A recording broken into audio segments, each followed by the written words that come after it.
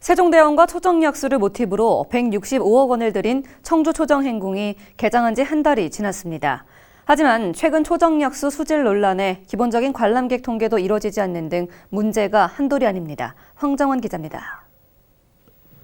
청주시가 165억 원을 들여 만든 초정행궁입니다.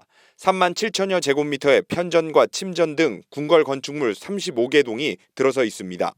하지만 부분 개장이 한 달이 지난 현재 이곳을 찾는 이는 그리 많지 않습니다.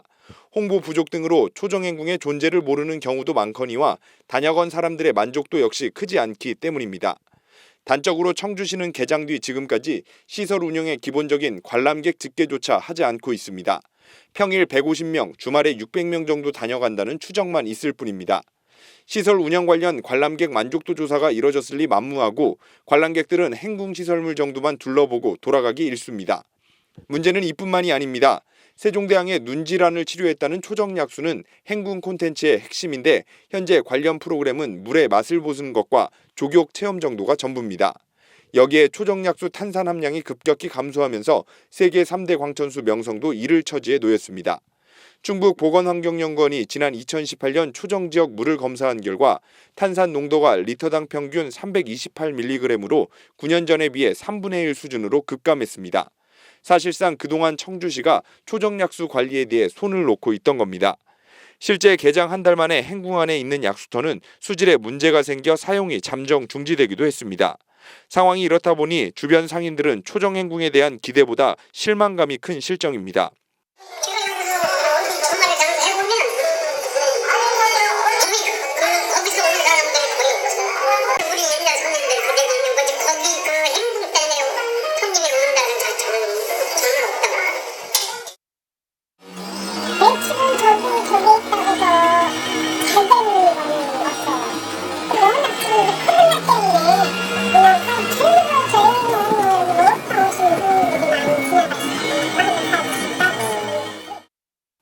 이에 대해 청주시는 농어촌 공사와 협약을 맺고 내년까지 초정약수에 6억 2천만 원을 투입하기로 했습니다. 초정리 일대 지하수 전수조사와 일부 관정 수질을 모니터링할 수 있는 관측망을 설치해 2년 뒤에 들어서는 치유마을에 초정약수를 활용하는 물테라피 프로그램을 만들겠다는 겁니다.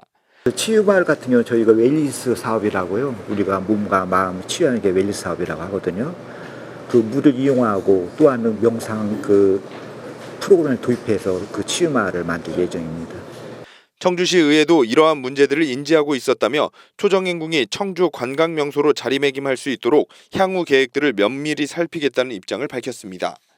그 본래 가질 의미, 세종대왕이 한교를 창제했다는 것은 문화의 르네상스 부분과 그다음에 약수, 치유의 힐링 기능을 어떻게 관광산업으로 특화해서 지역사회에 이렇게 도움을 줄 것인지 그런 부분에 대해서 조금 더 관심을 갖고 이와 별도로 침전, 편전, 왕자방 등 가칭 세종문화학교 체험학습 공간까지 마련해 관광상품을 만들겠다는 청주시.